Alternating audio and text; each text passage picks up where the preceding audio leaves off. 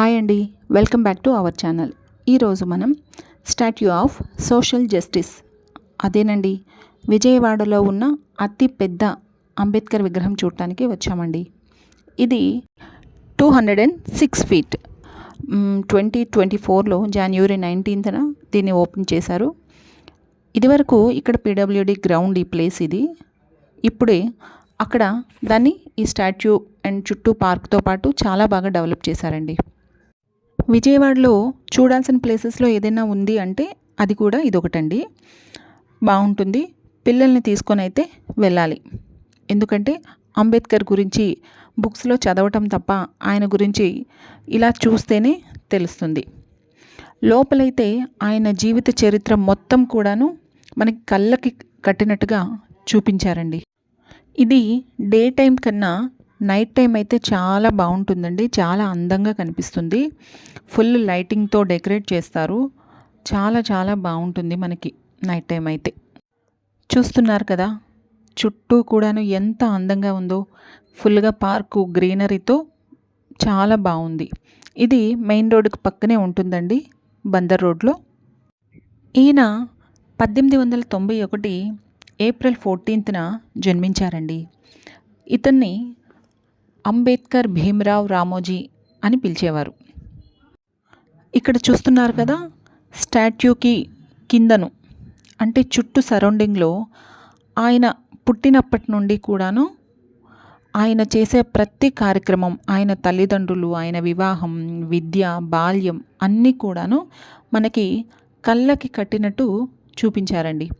ప్రతిదీ కూడాను. ఆయనకి 6 ఇయర్స్ ఉండంగానే తల్లి చనిపోవటం, 14 మంది సంతానంలో ఈయన ఒకరండి.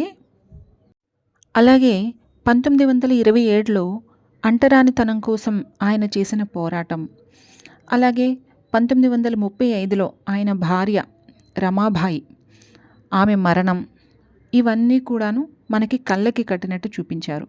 మరణానంతరం ముంబైలో ప్రిన్సిపల్గా, న్యాయవాదిగా ఆయనకి అవకాశం వచ్చినా సరే వాటిని వదులుకొని మరీ రాజకీయాల్లోకి వచ్చారంట. అది కూడా మనకి ఇక్కడ కనిపిస్తూ ఉంది. అలానే ఈయన మనకి రాజ్యాంగం రాశారని మనందరికీ తెలిసిన విషయమే. అది రాయటానికి 2 సంవత్సరాల 11 నెలల 18 రోజులు పట్టిందంట. అది కూడా ఇక్కడ మనకి కళ్ళకి కట్టినట్టు చూపించారు. బాల్యంలో ఈయన ఫేస్ చేసిన అంటరానితనాన్ని ఇరుగు పొరుగు వారు, స్కూల్లో వాళ్ళు, ఫ్రెండ్స్ అందరూ ఈయనకి దూరంగా పెట్టి ఇబ్బంది పెట్టడం, అలానే ఈయన పనిచేసిన ఆఫీస్లో పెద్ద ఉద్యోగం వచ్చినా సరే ఈయన్ని ఫైల్స్ ఇవ్వటానికి కూడాను దగ్గరికి రాకుండా ఈయన్ని దూరంగా పెట్టడం, ఈయన్ని చాలా బాధించాయని ఇక్కడ మనకి కళ్ళకి కట్టినట్టు చూపించారండి. ఈయనకి వచ్చిన పెద్ద ఉద్యోగ అవకాశాలని కూడా వదులుకొని సమాజాన్ని మార్చాలని ఈయన రాజకీయాల్లోకి వచ్చారండి. అంబేద్కర్ గారు గాంధీ గారితో కలిసి పనిచేయటం, అలానే స్వాతంత్ర సమరయోధులతో కలిసి పనిచేయటం, ఇవన్నీ కూడాను మనకి కళ్ళకి కట్టినట్టు చూపించారు. మీరు కనుక ఇక్కడికి రావాలి అనుకుంటే మీ పిల్లలతో మాత్రమే రండి. ఎందుకంటే ఇది ప్రతి పిల్లలు తెలుసుకోవాల్సిన విషయం. వాళ్ళు బుక్స్లో చదివే ఉంటారు, అది ఇక్కడ కళ్ళతో చూస్తారు, వాళ్ళు కూడా తెలుసుకుంటారు. మన పిల్లలకి ఇలాంటి సంఘ సంస్కృతుల గురించి తెలియజెప్పాల్సిన అవసరం ఎంతైనా ఉంది కదండి. అందుకని ఒక్కసారి వాళ్ళతో వచ్చి విజిట్ చేయండి. ఈ వ్లాగ్ ఎలా ఉందో ఒక్కసారి నా కామెంట్ సెక్షన్లో కామెంట్ చేయండి. ఈ వీడియో కనుక మీకు నచ్చితే లైక్ చేయండి, సబ్స్క్రైబ్ చేయండి. Thank you.